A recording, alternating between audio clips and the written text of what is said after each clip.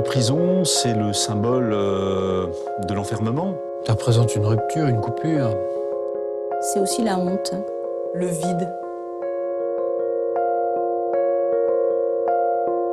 La prison doit susciter l'effroi, la peur, la crainte. Nous avons besoin que l'opinion publique change de regard sur ce qui se passe dans les prisons. Mon combat, je ne l'ai pas limité à mes enfants. Je l'ai ouvert à tous ces gars qui crèvent dans des quartiers d'isolement, à tous ceux qui veulent parler. Moi, à chaque fois, je peux relayer leurs paroles. Je le fais.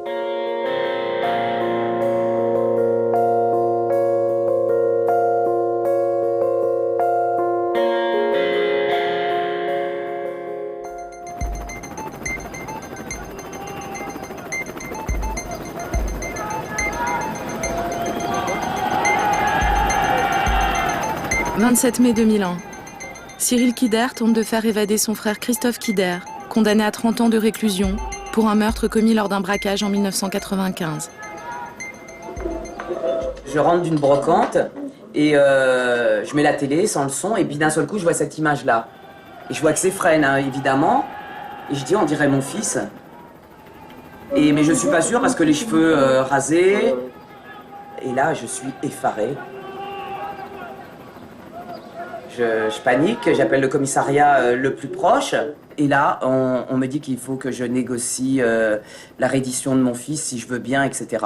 J'arrive à la prison de Fresnes et là, c'est quelque chose d'incroyable. C'est le jour de la fête des mères, cette tentative d'évasion. Donc, il me dit « Bonne fête, maman ». Et je lui dis « Christophe, je sais que tu feras pas de mal aux surveillants, donc il faut absolument que tu te rendes.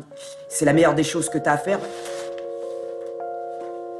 Pourquoi Cyril a pris cet hélicoptère? Il a écrit dans une lettre. Il commence à lettre par « Il est 21h, il fait froid, il fait un froid de canard dans mon cachot. J'arrivais plus à me concentrer sur ma lecture. J'ai donc décidé de prendre mon stylo et de te faire un petit mot. Comment j'ai pris la décision de sauver mon frère? Lors du dernier parloir, en le regardant dans les yeux, j'ai vu toute notre enfance défiler dans son regard. Que devais-je faire? Faire semblant de ne pas voir? Le regarder mourir sous mes yeux sans rien faire? Christophe, ce n'est pas une partie de moi, c'est moi tout entier. Dans ce cas, comment pouvais-je agir autrement qu'en forçant le destin? Je t'embrasse à la mesure de mon immense amour. Ton fils Cyril qui t'aime.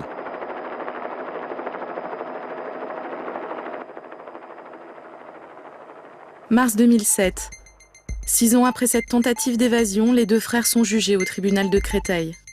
15 et 13 ans de prison pour les deux prisonniers de Fresnes qui avaient tenté de s'évader en 2001 par hélicoptère. 10 ans pour le frère complice. Le verdict est tombé tard dans la soirée après 12 heures de délibération. Caroline Gauthier, Vivien Roussel. Une mère à bout de nerfs, après 8 jours d'audience parfois tendue et plus de 11 heures de délibéré. Ses deux fils sont condamnés pour tentative d'évasion. 10 ans pour le plus jeune, 15 pour l'aîné. Christophe, il a déjà une date de sortie qui est 2031, plus 15. Faut bien se douter qu'il ira chercher lui-même son horizon. Un nouveau projet d'évasion germera-t-il un jour dans la tête de Christophe Kider? À cette question posée par l'avocat général, le braqueur n'a pas voulu répondre.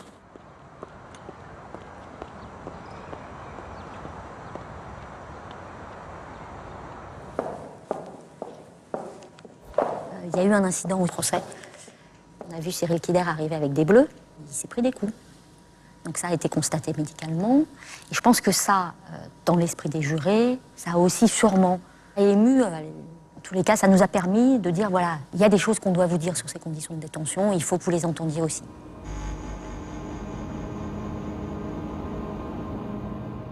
Très souvent, ce qu'on voit et qui est très difficile sont les gens qui sont mis en isolement par l'administration pénitentiaire parce qu'ils sont considérés comme à risque d'évasion, à risque de dangerosité. Et là, on voit des gens qui sont vraiment dans un isolement dramatique lorsque aucun de leurs mouvements dans la prison ne peut être libre. Donc on voit des gens qui sont dans des cellules vraiment de béton et leur heure de promenade dans la journée, c'est une autre cellule de béton à côté. La seule différence, c'est qu'il n'y a pas de plafond, mais un grillage et que donc on peut voir éventuellement le ciel. Bon, ça c'est dramatique, c'est-à-dire que là, vous avez des gens qui vivent vraiment en cage avec quelques mètres carrés. Et là, on a des gens qui dépérissent sérieusement, physiquement et psychiquement. Là, les médecins ont diagnostiqué une maladie et malgré des rapports médicaux et notamment psychiatriques, pour le moment, l'administration pénitentiaire ne fait pas droit à notre demande de lever l'isolement de Cyril Kider. C'est pour ça qu'on a été obligé de faire des recours devant le tribunal administratif. Ça peut arriver que vous fassiez un certificat comme quoi la personne ne doit pas rester à l'isolement et que ça ne soit pas suivi si l'administration pénitentiaire estime que l'aspect sécuritaire doit l'emporter sur cet aspect sanitaire. C'est quand même... Lorsque vous le gardez comme ça, quelqu'un à l'isolement pendant des mois et des mois et des mois, c'est une destruction de l'individu, quoi. Donc c'est vrai que c'est pas de la torture saignante, mais c'est une destruction de l'individu de cette façon-là. Quand je suis arrivée au parloir, je l'ai trouvé avec des menottes aux mains et aux pieds. Ils l'ont enlevé aux pieds pour arriver au parloir. Mais il avait les traces des menottes au poignet, il avait du sang partout. Le sang, ils l'ont frappé, il venait de son visage, sa bouche, de ses mains, il avait donné des coups de poing partout. Après, ils l'ont mis dans une autre cellule, sans drap, sans matelas, sur un sommier en fer et sans habits, sans rien, sans chaussures. On lui mettait des coups dans la porte en pleine nuit, on le réveillait, ça lui donnait des montées de tension très graves et ça l'a rendu malade. Hein. Au début, je me disais, mais c'est pas possible, quoi. Je pouvais pas imaginer que ça aille si loin. Et je lui ai dit, alors porte plainte. Il m'a dit, je porte pas plainte, je rentre pas dans ce... Je lui ai dit, je t'ai pas dit de porter plainte contre une personne, je t'ai dit de porter plainte contre l'institution. Et 2 jours après, il a parlé avec son épouse qui me sort 10 pages dans lesquelles il me raconte. Je sens ma raison vaciller. Je suis en sueur tant la tension est grande. Je laissais prêt à tout. Souvent, pendant la palpation obligatoire, avant chaque mouvement, certains surveillants me touchent volontairement les parties intimes pour provoquer une réaction de ma part. C'est à partir de ce moment que j'ai commencé à avoir des réactions violentes envers mes bourreaux, ainsi que des idées de suicide, sans penser à la mort. Des troubles de la vision ont commencé à apparaître. Des migraines insupportables, des troubles de l'audition sont également apparus. J'ai réclamé plusieurs fois la venue d'un psychiatre ou d'un psychologue, en vain. 3 mois et 5 jours dans à peine 4 mètres carrés, sans un seul jour dehors. J'ai cru devenir fou. Nous avons eu au départ quelques lettres. Aujourd'hui, on en a à peu près une centaine par mois, donc 1200 par an.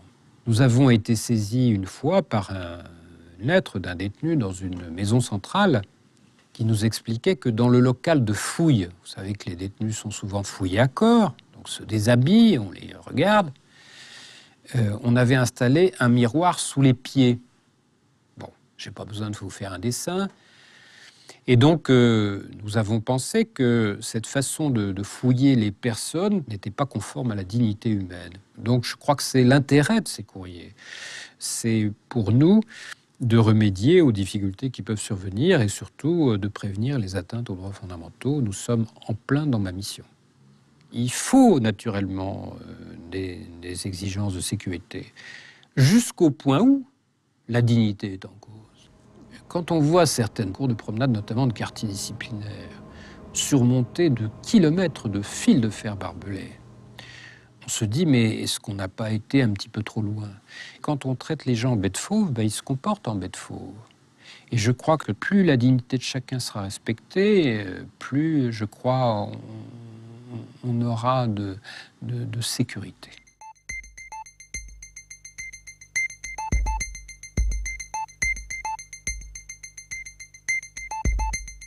Le fantasme de la prison, depuis toujours, c'est de tout savoir sur l'individu qui y est et de prétendre tout connaître. Théoriquement, pour l'aider à se réinsérer plus tard. En pratique, c'est surtout pour assurer la sécurité. C'est surtout ça qui prime dans les prisons. Et tout ce qui est de l'ordre de la réinsertion ou de la reconstruction psychique passe bien après l'idéal tout sécuritaire qu'il peut y avoir dans la prison, qui est le rouleau compresseur qui écrase toute autre tentative de donner un autre sens à la prison. Concernant Cyril Kider, plusieurs recours ont été engagés devant le tribunal administratif de Paris. On devrait avoir une décision d'ici quelques mois.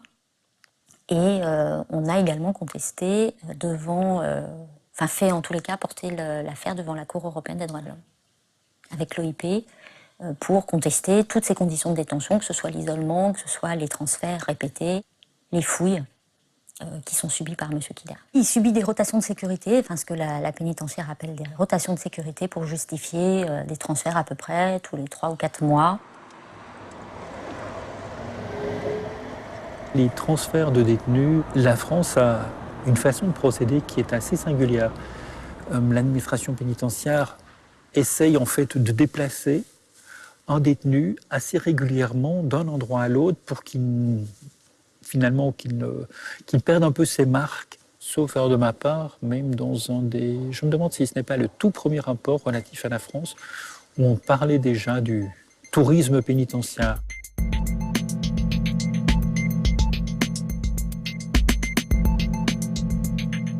En réalité, il faut savoir que ces effets sur la personne concernée peuvent être totalement désastreux. Je vois vraiment beaucoup d'histoires qui reviennent quand je parle de tout ça, mais un gars qui avait cherché à s'évader dans les tout premiers mois où il était vraiment gamin en prison, en 20 ans de prison, il avait fait 54 établissements.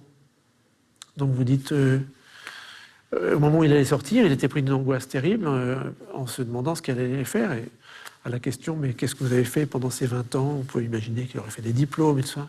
Il dit, mais quand on change de prison, dans cette prison où je suis là, j'ai passé 9 mois, c'est le plus long séjour que j'ai fait. Donc ça veut dire qu'il n'avait même pas pu faire une année scolaire, alors qu'il aurait pu passer des diplômes, des choses comme ça. En réalité, non, il était baluchonné, comme on appelle. C'est-à-dire qu'un jour au lendemain, on lui disait, hop, tu prépares tes affaires, tu t'en vas dans 1 heure.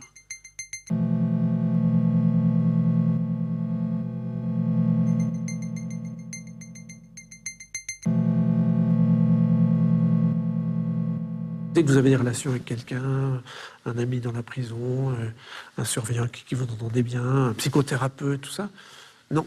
Donc aucune continuité. Mais ça fabrique les psychopathes, ça, les vrais psychopathes au sens psychiatrique du terme. C'est cette rupture constante. Il est surtout nécessaire dans une démocratie de savoir comment on traite les gens qui se sont mal conduits. Qu'une dictature maltraite ses prisonniers, après tout, c'est dans l'ordre des choses. C'est même un peu à ça qu'on la reconnaît.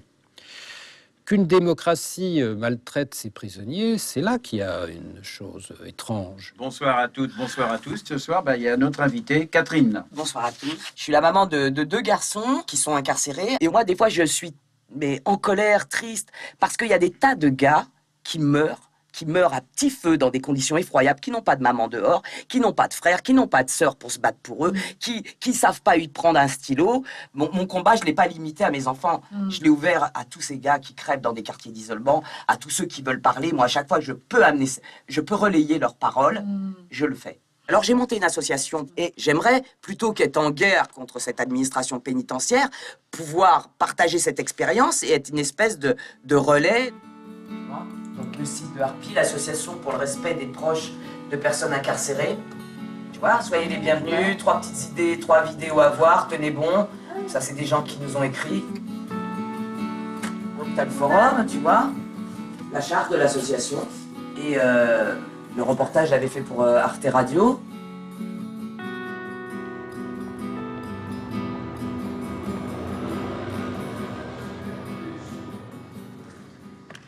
Oui, monsieur le ministre, monsieur le président.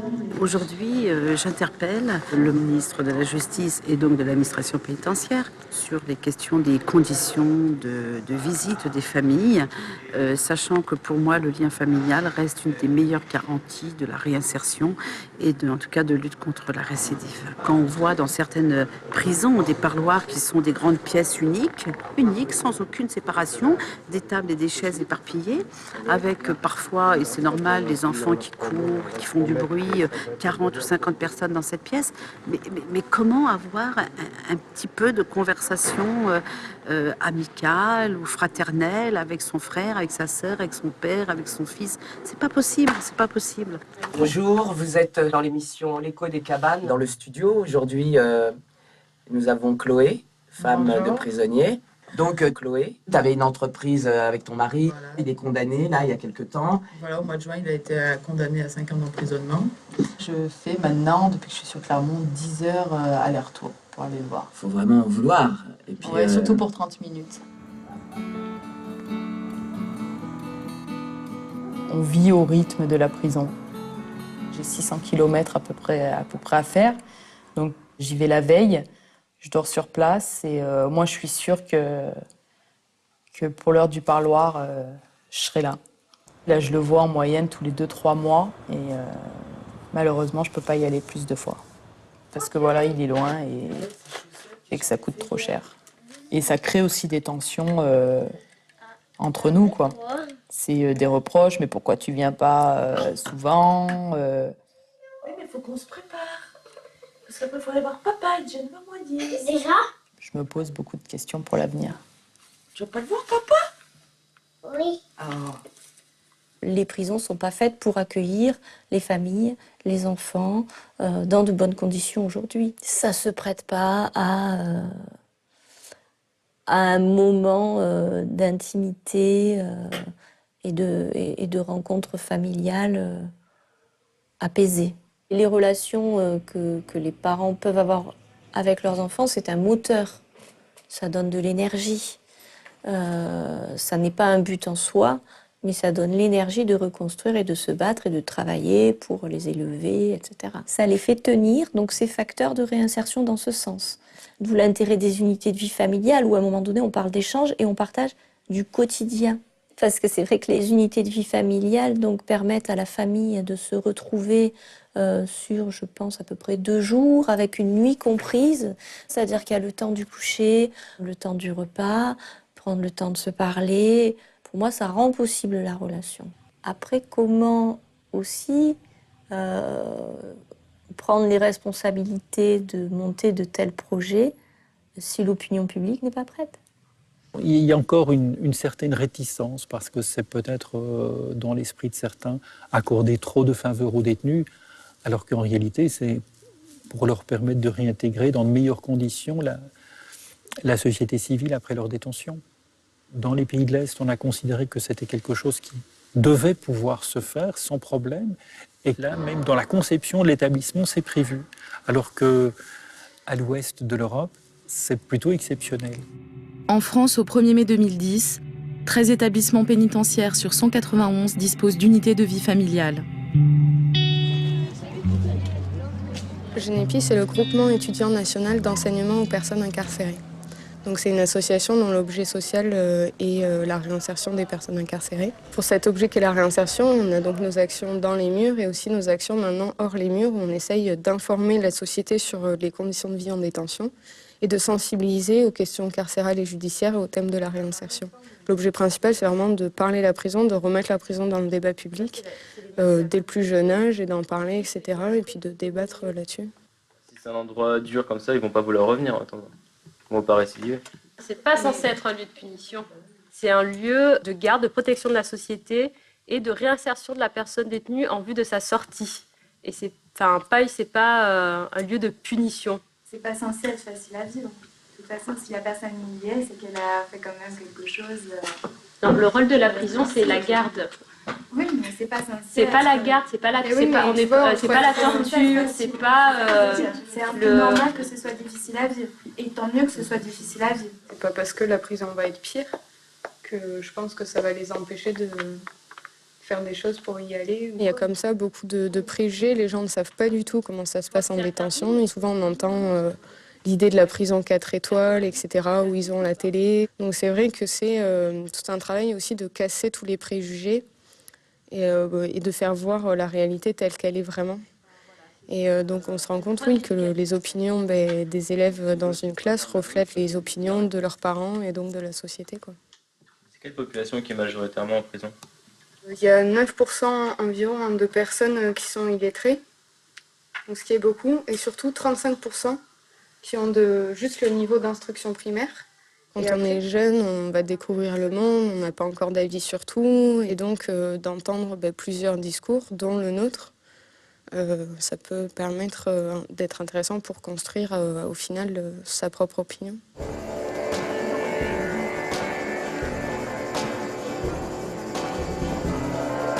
Je voudrais commencer par la phrase d'un directeur de prison lors d'un procès d'évasion de la centrale de Clairvaux qui a dit textuellement, c'est de notoriété publique, « Je préfère 10 suicidés dans ma prison qu'un seul évadé ». Ça donne le ton parce que c'est concret et réel. La guillotine a été abolie, pourtant on continue à mourir à l'intérieur des prisons. Le 3 novembre 2008, Kenny mort de cause indéterminée. Le 5 novembre 2008, Jérémy, mort de cause indéterminée. Le 3 avril 2009, François, suicide par pendaison.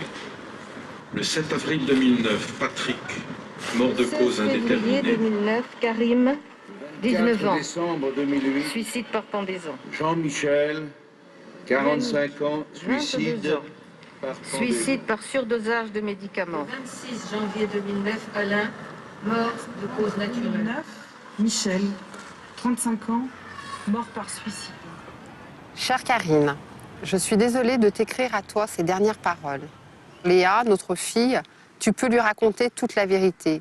Toi, je t'ai toujours aimé, mais je pense que le futur est foutu. Moi, je n'en peux plus. Je t'embrasse très fort. J'ai téléphoné à la pénitentiaire quand j'ai reçu ce courrier. Alors là, on m'a passé de service en service. J'ai eu plein d'interlocuteurs. Il y a chacun qui dit « Ah bah, je vais vous donner le service concerné ». Et jusqu'au moment où j'ai eu une dame très gentille qui m'a écoutée longuement, mais après qui a fini par me dire en conclusion qu'elle ne pouvait rien faire, que le dossier d'Orlando, c'était pas elle qui s'en chargeait, mais son collègue, mais qu'elle allait prendre soin de lui laisser un post-it. Là, j'étais un petit peu choquée, parce que je lui ai dit c'était urgent. Parce que moi, quand j'ai reçu cette lettre, je pensais qu'il allait me mettre fin à ses jours dans l'instant, enfin, dans les minutes qui suivent. Voilà. Et bon, ça s'est terminé comme ça. Le lendemain, donc, j'ai quand même le collègue qui était en charge d'Orlando. Et alors là, ça a été cerise sur le gâteau, parce que alors lui, Orlando va très bien. Il faut pas que je m'inquiète. Qui fait comme la plupart des détenus, il fait du chantage pour qu'on s'occupe de lui et obtenir certaines choses. Et j'avais beau lui expliquer, mais non, moi je vous assure, là cette fois-ci, ça va pas. Il va pas bien. Après cette lettre, c'est à peu près 3 semaines après où il a mis fin à ses jours. Orlando avait pris 9 mois. J'étais persuadée que tout se passait bien, mais je ne connaissais pas ce qu'était réellement la prison. J'ai visité des prisons, vous avez des détenus, 5-6 dans une cellule de 2, personne ne peut s'isoler, ils ne peuvent même pas s'isoler pour faire leurs besoins naturels, pendant qu'un fait ses besoins, l'autre mange, l'autre écoute de la musique, c'est infernal. Et c'est très difficile de garder son équilibre, et malgré les neuroleptiques, malgré les calmants, car cela donne un état d'anxiété, d'insomnie, d'angoisse, malgré tout cela, les gens craquent. Il y a d'épuisement nerveux et les gens préfèrent mourir plutôt que continuer à subir cela. J'ai rédigé un rapport à l'intention du gouvernement sur les conditions de détention et notamment sur la prévention du suicide en prison. J'ai constaté que les grandes préconisations ne sont pas appliquées, donc c'est pas la peine de polémiquer. La prison, c'est un sujet trop grave, il faut le faire sans polémique, mais le gouvernement demande des rapports, puis après, ils en font ce qu'ils veulent, c'est la loi. On n'a pas la prétention, parce qu'on a fait un rapport, de vouloir l'appliquer. Je pense qu'un jour viendra où un président de la République ne supportera plus cela, parce qu'il aura des pressions de l'Europe. Et déjà aujourd'hui, vous savez, quand j'ai visité les prisons à l'extérieur, j'ai une certaine honte lorsqu'on me parle des prisons françaises en des termes qui ne sont pas sympathiques. Comment ? On me dit, mais chez vous, c'est des mouroirs, qu'est-ce que c'est 120 suicides par an, la France, un grand pays comme vous, comment vous pouvez avoir des prisons moyenâgeuses, etc. Voilà ce que j'entends de mes collègues chercheurs européens. Bonjour à toutes, bonjour à tous. Alors dans le studio aujourd'hui on a Asdine et Delphine Malapert, l'avocate de Samir, qui est mort à la prison de Villepinte le 6 janvier dernier. Qu'est-ce qui s'est passé? Donc, moi j'ai reçu un appel de mon amie, de ma copine, en me disant qu'elle avait reçu un message d'un détenu lui informant la mort de mon frère. Pour nous, c'était pas quelqu'un de dépressif, c'était pas quelqu'un de suicidaire. Il en avait marre de cette prison. Voilà. Je pense qu'on ira jusqu'au bout, jusqu'à la Cour des droits de l'homme, même s'il le faut, pour avoir la vérité en face. Je remercie énormément notre bâtonnier pour le très beau texte qu'il a écrit. Il a intitulé son article « Les prisons de la honte ». Nous, avocats, nous ne pouvons accepter plus longtemps, quels que soient les crimes qui ont conduit une personne en prison, que s'ajoute à la privation de liberté de telles souffrances que la vie en demeure insupportable. Nous autres avocats, nous ne pouvons accepter que des juges prononcent une peine qui ne prenne pas en compte l'atroce réalité de son exécution. J'ai chargé la commission pénale de l'ordre de réfléchir aux moyens de mettre en face de leurs responsabilités nos magistrats, afin qu'aussi longtemps que les choses n'auront pas changé, ils refusent de cautionner un système de châtiment qui ne peut que révolter la conscience universelle. Nous taire ou nous abstenir équivaudrait à nous rendre nous-mêmes complices de cette indignité.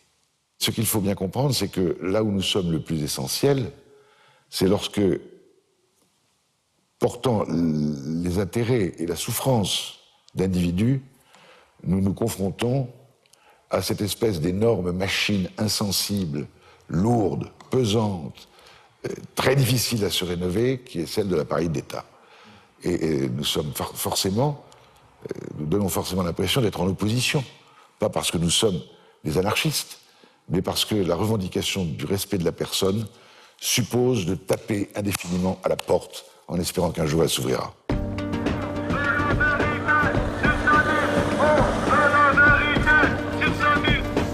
Aujourd'hui, il faut se mobiliser, se rassembler dans la fraternité pour pouvoir faire avancer la machine.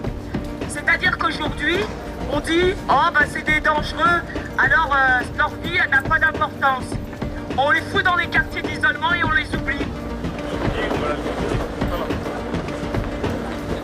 J'ai perdu mon frère à la prison de Saint-Quentin-Fallavier dans le 38.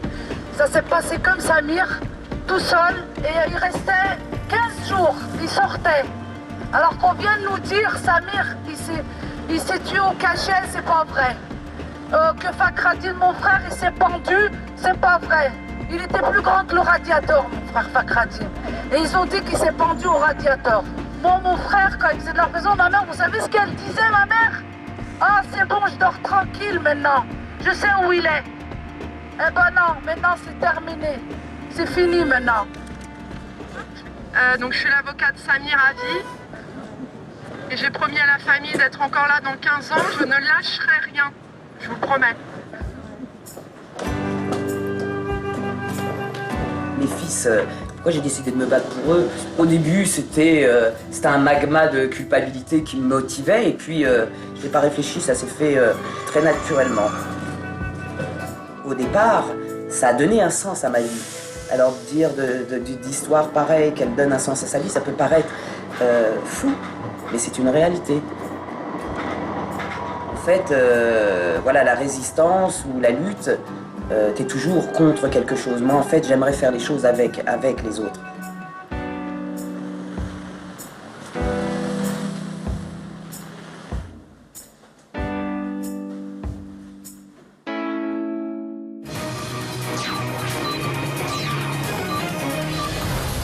Deux détenus réputés dangereux se sont évadés dans l'après-midi depuis la maison centrale de Moulins dans l'Allier. C'était une évasion par la force. Il était 16h30 à l'intérieur de la prison de Moulins.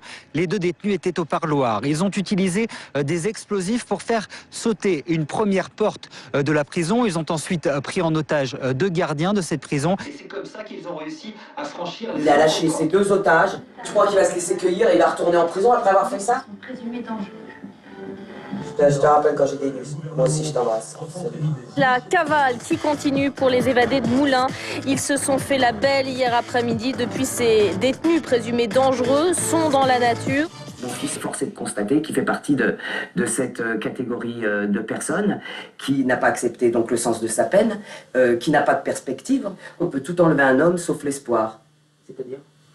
S'il décide de se faire tuer, ben c'est son choix. Et voilà, j'ai réussi à intégrer ça.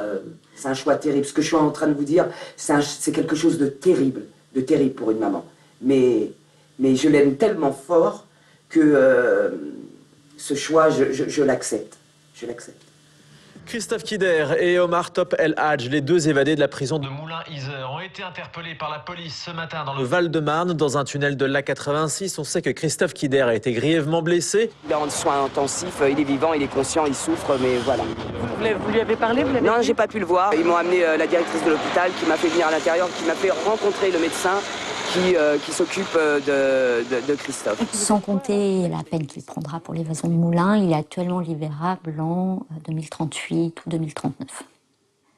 Donc nous sommes en 2010, ça fait encore 29 ans, et ça fait déjà 15 ans qu'il y est. Là, en l'état actuel, Christophe Kider n'a pas d'espoir. Il ne sortira pas de prison. Je crois qu'il faut se poser la question des longues peines, il faut se poser la question de savoir qu'est-ce qu'on fait de ces personnes qu'on condamne à des peines de 30 ans, voire plus. Aucun d'entre nous ne se projette sur 30 ans. on peut se projeter. On est tous des animaux qui avons une certaine possibilité d'anticiper. Et donc on anticipe sur quelques années. Dans beaucoup de pays, au-delà de 15 ans, c'est rare qu'on garde les gens. On a une durée, on sait qu'on a 15 ans pour travailler sur l'histoire de quelqu'un, sur sa psychologie, pour l'aider à se reconstruire. Nous, on laisse comme ça pendant 15 ans, puis au bout de 15 ans, on va dire à des psychiatres, alors qu'est-ce que vous en pensez, il peut sortir? Et là, vous avez des psychiatres qui, au nom de je ne sais quel savoir, entre guillemets, et boule de cristal va dire, oh non, je pense qu'il ne peut pas sortir, donc on va le mettre dans un centre de rétention de sûreté, où là, les psychiatres sont censés s'en occuper en 1 an, voire 2. Ouais, c'est grand guignol, ça n'a pas de sens. I know that there has been in France a discussion on whether one could release people who are seen as a threat against society or security of certain people in society. And the consequence has been that one has kept people in detention and imprisonment longer than their sentence. And that does really raise serious questions about human rights. You cannot have a system where you just keep people because you fear that they might commit something. This is not in line with basic human rights standards. So we are quite critical towards such a system.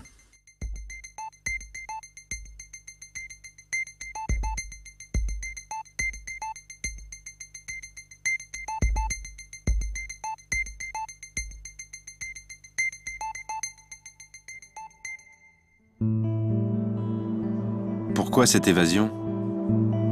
Parce que je vais mourir en prison, maman. Ici, à Corbin. L'avenir? Un concept inconnu de la justice et de l'administration pénitentiaire. Sinon, moi, je n'en ai aucun. Complètement isolé, dans une atmosphère clinique. Pas un bruit ni une odeur. Toute humanité est exclue. Les surveillants remplacés par des caméras. Plus lien social. Cette prison du futur ne réglera aucun problème. Au contraire, elle va renforcer la haine, la violence, et donc empêcher tout espoir de réinsertion.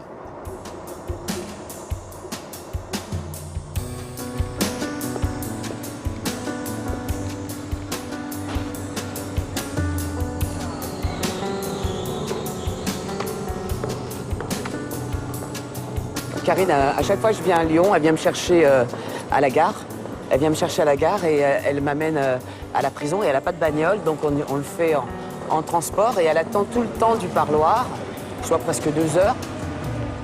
Voilà, si j'avais pas Karine qui va me chercher, je me demande comment je ferais parce que c'est hyper compliqué pour y aller. C'est vachement important d'avoir quelqu'un comme ça en soutien. Donc un bus de plus, voilà.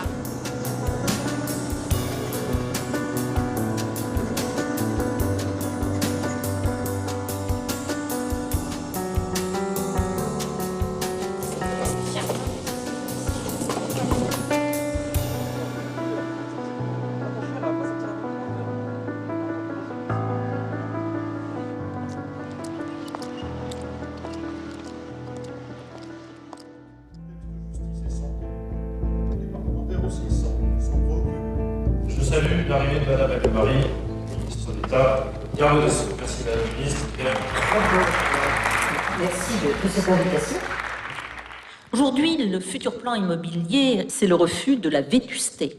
Parce que si nous voulons aider des gens à se reconstruire, il faut aussi qu'ils soient dans des conditions qui leur permettent une considération digne de leur propre personne et qui leur permettent aussi de se mettre dans des conditions qui vont être celles de leur sortie. Nous avons voulu, en quelque sorte, jauger quelle était la vie dans ces nouveaux établissements dont on nous dit le plus grand bien, puisqu'ils n'ont pas ce caractère de vétusté qu'ont les vieilles maisons d'arrêt, et on nous dit en particulier, mais voyez, chaque détenu a sa douche en cellule, ce qui est un progrès considérable.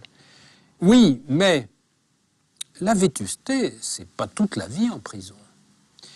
Il y a aussi en prison les relations que vous pouvez avoir avec autrui. Et dans ces maisons nouvelles, dans ces établissements nouveaux, on a tout fait au contraire pour diminuer les relations sociales, pour séparer les uns des autres, et notamment pour séparer les surveillants des détenus.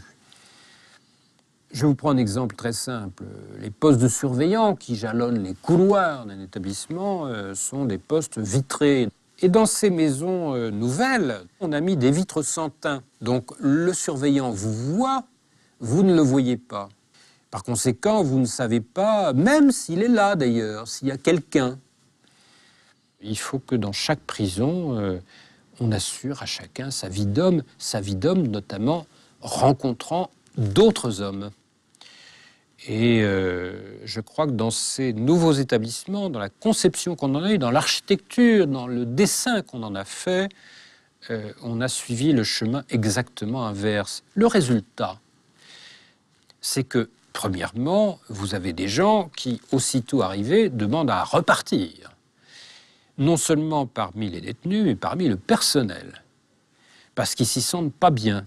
Alors cette critique récurrente sur le manque d'humanité des nouveaux établissements, elle est pas nouvelle. D'abord, elle ne touche pas que les prisons. Hein. On entend la même chose sur des appartements modernes par rapport à des appartements beaucoup plus anciens, qui avaient plus de charme, qui avaient plus, etc. On retrouve ce phénomène de réaction architecturale. Le deuxième point, c'est que ce phénomène, il a existé de tout temps quand on a construit des prisons. Deuxième élément de refus aussi, c'est le refus de la surpopulation carcérale. Aujourd'hui, la population pénitentiaire s'élève à environ 60 000 personnes. En 2017, la France sera dotée de 68 000 places de prison pour une population carcérale qui, en toute logique, doit diminuer.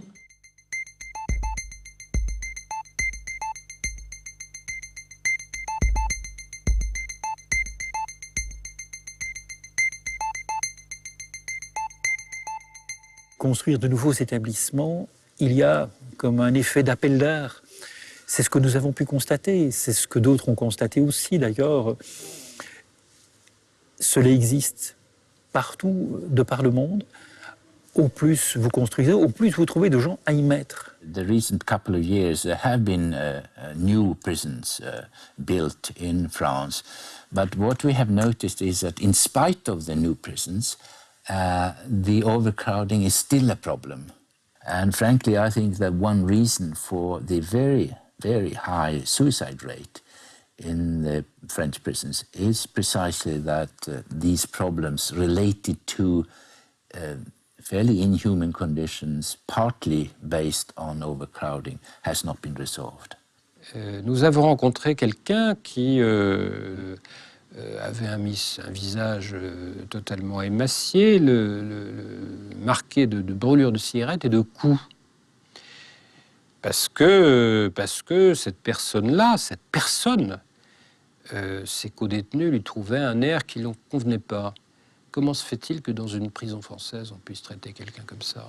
Mais comment se fait-il que la seule loi de ces prisons, ce soit la loi de la jungle? I've not met any country so far in my work which has had a worse statistics than France on suicide in prisons. And what is striking is that it continues on a very high level in spite of the fact that all people involved, the politicians and those who work in the detention centers, they are aware of this risk. And also when they construct new prisons, that they avoid the possibilities to hang up something where you could hang yourself, etc. But still it continues, and I think this is a signal that one must look at the root causes, what is behind.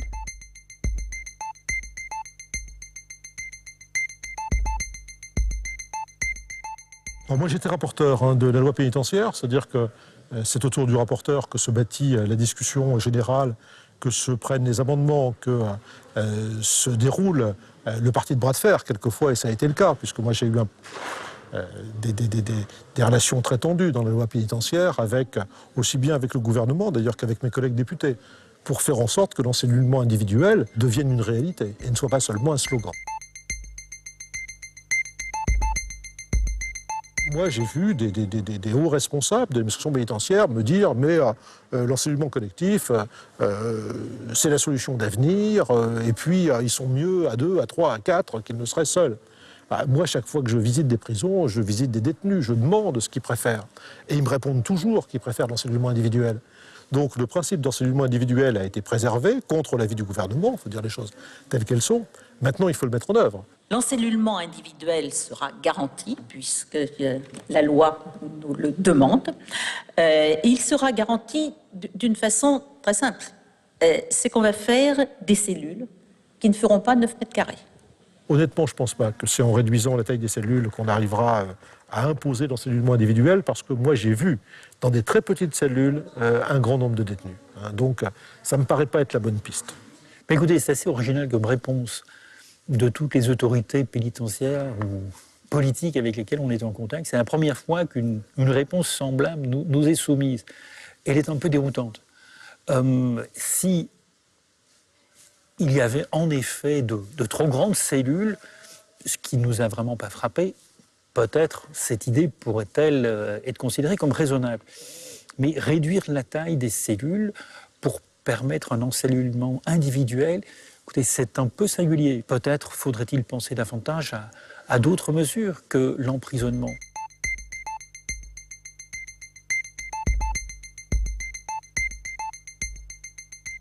Cette loi pénitentiaire, pour moi, elle est essentielle parce qu'elle donne la priorité aux aménagements de peine et aux alternatives à l'incarcération sur l'emprisonnement. Autrement dit, l'emprisonnement n'est plus la seule solution. Le développement des aménagements de peine, c'est aussi la condition pour faire en sorte qu'il puisse y avoir des sorties mieux assurées parce que mieux anticipées. Et c'est vraiment ma priorité. Lutter contre la récidive. Ça serait très bien. Mais la réalité, c'est qu'il y a beaucoup d'avis qu'on rend sur des personnes qu'on a pu voir une fois, 2 fois maximum, et on est amené à se prononcer sur la viabilité d'une permission de sortir, sur le caractère pertinent d'une libération conditionnelle ou pas. C'est quand même un petit peu problématique à un moment donné qu'on soit tellement débordé avec une charge de travail tellement importante pour qu'on finalement connaisse si peu les personnes dont on a la charge et qu'on ait si peu de temps et si peu de moyens pour travailler avec elles sur leur sortie, sur l'après-prison, sur les aménagements de peine, etc. etc. quoi. Donc on est un petit peu dans cette schizophrénie permanente où d'un côté on fait rentrer de plus en plus de gens en prison et puis d'un autre côté, vite, il faut écouper, il faut les faire sortir aussi de plus en plus rapidement, quoi. Aujourd'hui, l'aménagement de peine, c'est un outil au service du désengorgement des prisons, au détriment de la réinsertion. Je crois que la priorité des priorités, c'est surtout plus de construire des prisons nouvelles, parce que si on en fait davantage, on va continuer de consacrer l'essentiel des ressources financières à la construction des nouvelles prisons, d'une part, et d'autre part à l'embauche de personnel de surveillance pour faire fonctionner ces prisons nouvelles. Or, c'est pas ça qu'il faut faire.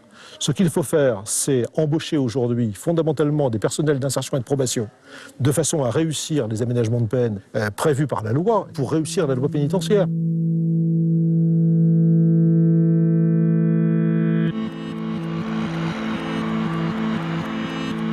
5000 places supplémentaires seront créées, comme le président de la République l'a annoncé.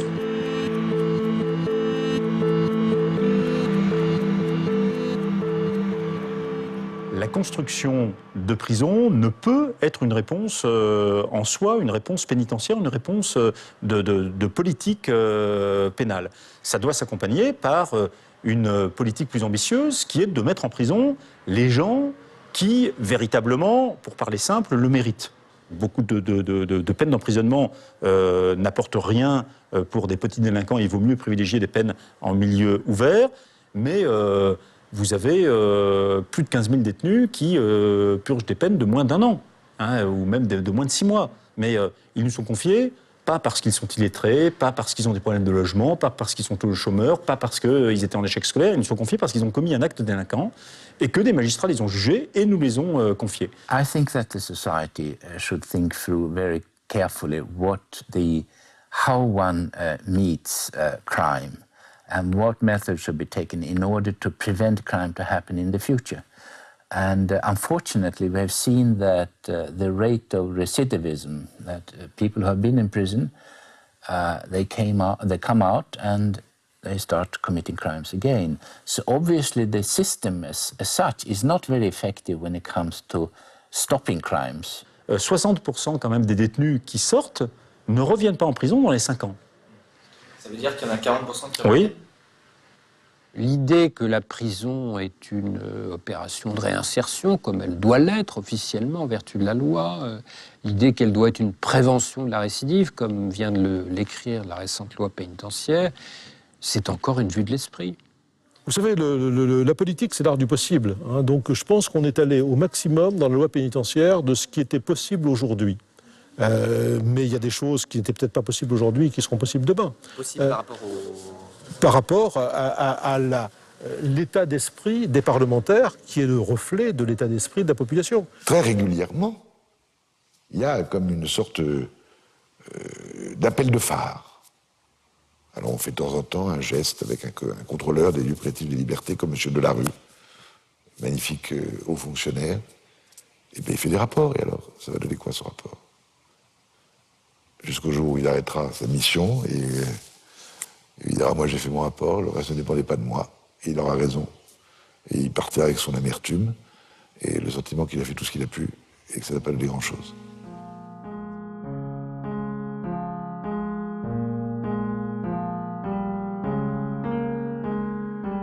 C'était une vraie victoire. Juridique, humaine aussi, parce que c'est voilà, l'aboutissement de 5 ans de procédure. Et puis l'espoir, en tous les cas, que ça puisse améliorer les choses, que ça puisse faire jurisprudence et que d'autres personnes qui subiront les mêmes conditions que Cyril Quider pourront s'en servir. Et même, en fait, que l'administration pénitentiaire en tienne compte et n'impose plus ça à des personnes détenues. Ça, ce serait la vraie victoire. Il y a de plus en plus de combats qui sont menés, il y a de plus en plus de personnes qui s'emparent du droit.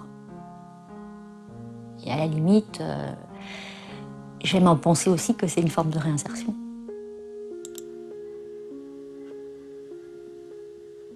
Je suis à Grenoble, chez des amis, et on m'appelle, on me dit « Catherine, va voir sur ton blog, t'as la fille de la victime qui t'a écrit. C'est horrible ce qu'elle t'a écrit. » Et moi, je me rends sur le blog, vraiment paniquée.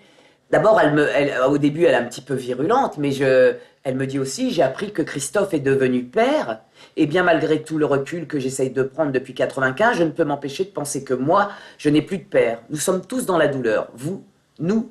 Elle m'inclut, et donc je suis dans le aller avec et plus contre. Donc je réponds. Je lui propose de la rencontrer, et je lui dis « Mon fils est vivant, pouvez-vous me répondre ?» En ce cas, je vous répondrai que non, il est mort clinique. Et le second, Cyril, a failli mourir plusieurs fois ces dernières années. Pourtant, votre douleur est toujours présente. Que faire pour s'en libérer sans se sentir coupable? Je vous demande juste de réfléchir à cette proposition qui n'est qu'un élan du cœur sincère et spontané. Je vous serre dans mes bras, Catherine, maman de Christophe et Cyril Quider. Et là, elle me répond. Et c'est ça qui est intéressant. Je vous remercie d'avoir pris en compte ma souffrance et mes blessures. J'ai aussi conscience de votre souffrance, alors je vous remercie d'autant plus de votre réponse. Pour votre réponse. Votre proposition de correspondre en privé dans un premier temps ne me laisse pas indifférente. Néanmoins, cette démarche n'est pas encore évidente à faire pour moi. Il me faut du temps malgré tout. Merci pour votre message en tout cas. Et c'est ça qui m'a bouleversée. Je trouve que c'est hyper bouleversant. C'est pas de l'émotion au premier degré comme j'ai pu avoir dès que je me sentais attaquée. Là, c'est quelque chose qui m'a pris aux tripes et je me suis dit, la solution, elle est là. C'est ça qu'il faut faire.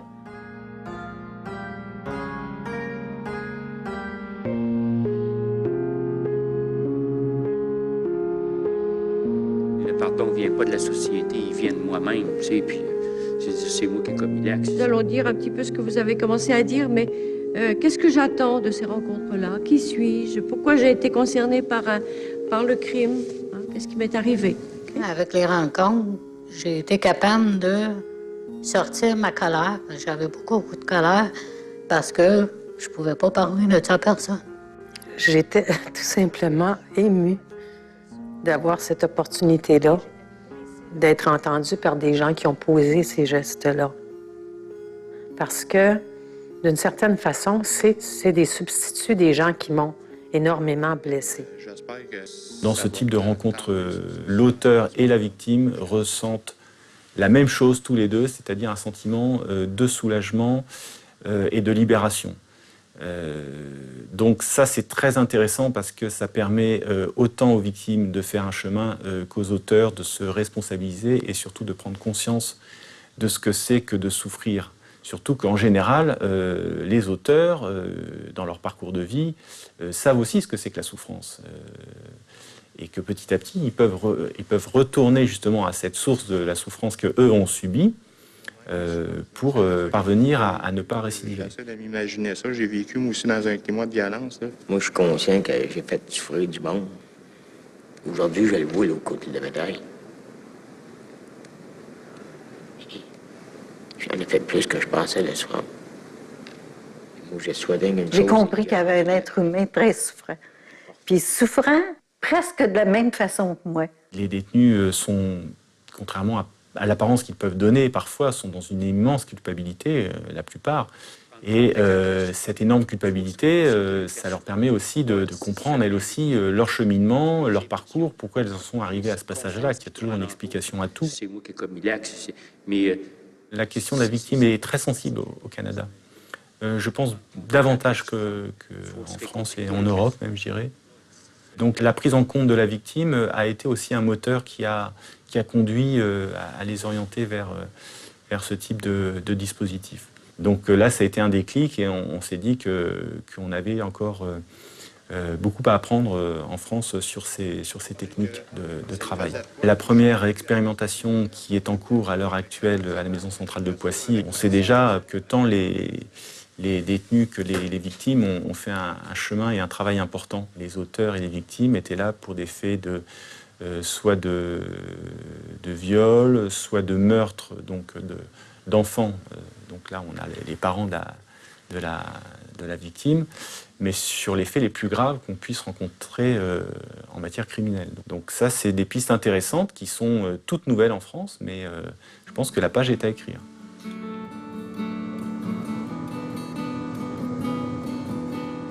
Ce qui s'est passé au Canada, c'est ce qui s'est passé partout dans le monde. Dans les années 60-70, on a été confronté, exactement comme en France, à des problèmes de contestation des conditions d'incarcération. La différence, c'est que ça a donné lieu à des mesures concrètes. On a des organisations comme l'enquêteur correctionnel qui correspond à votre superviseur des prisons, là, que vous venez d'avoir, contrôleur général des prisons, oui. Voilà, que vous venez juste de créer. Nous, il date de 1973. Je sais aussi qu'au Québec et au Canada, on peut sortir au tiers de la sentence. C'est quand même assez rapide, une sentence de 6 ans, on peut sortir au bout de 2 ans éventuellement. Il y a ces fameuses visites familiales privées qui sont accessibles. Il y a des transferts possibles dans des établissements moins sécuritaires. Donc on a un régime carcéral qui est assez bien fait, mais ça a été très difficile à implanter. Faut pas nier, ça s'est pas fait comme ça, hop, bravo, génial. Mais c'était une époque où ça pouvait se faire, parce que justement, l'opinion publique était derrière les détenus à ce moment-là. Vous avez manqué le coche, en fait, en France. When I talk with politicians about this in France, but also in other countries, what I sense is that they are afraid of appearing too soft on criminals. They know that people are upset about crime, especially those who are victims of crime, of course, but also others. And they want it to be seen that strong actions are taken to say no to crime. Politicians have not been very competent in explaining to people that just locking up people for many, many years in a prison is the best solution to this problem, because it tends to lead to recidivism, and the root of the problem is still there. So I think that politicians should look more deeply into this problem and learn from the positive experiences and try to explain that to the public opinion, that this is not only humane to the individuals who have fallen down, but also more effective than the present policy.